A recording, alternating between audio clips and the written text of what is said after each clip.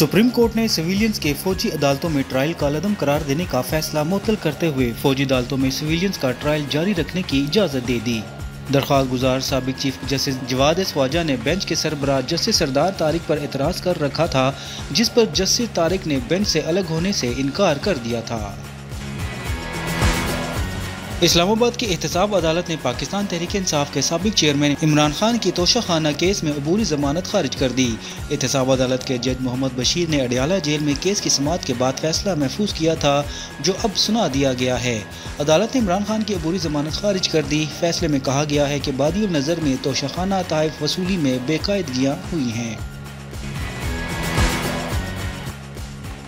Cipher case में साबिक वज़ीर-ए-आज़म इमरान खान और साबिक वज़ीर ख़ारजा शाह महमूद कुरैशी पर फर्द जुर्म आयद कर दी गई। बानी PTI और शाह महमूद कुरैशी पर फर्द जुर्म ऑफिशियल सीक्रेट एक्ट की खुसूसी अदालत के जज अबुल हसनात जुल्करनैन ने सुनाई। इमरान खान और शाह महमूद कुरैशी ने सेहते जुर्म से इनकार कर दिया। मुस्लिम लीग नून के कायद और साबिक वज़ीर-ए-आज़म नवाज शरीफ ने कहा है कि इनके साथ जो हुआ सो हुआ, लेकिन सज़ा पाकिस्तान को मिली है और वो इंतकाम नहीं चाहते, लेकिन हिसाब लेना तो बनता है, क्योंकि हिसाब ना लिया गया तो मुल्क के साथ खेल बंद नहीं होगा।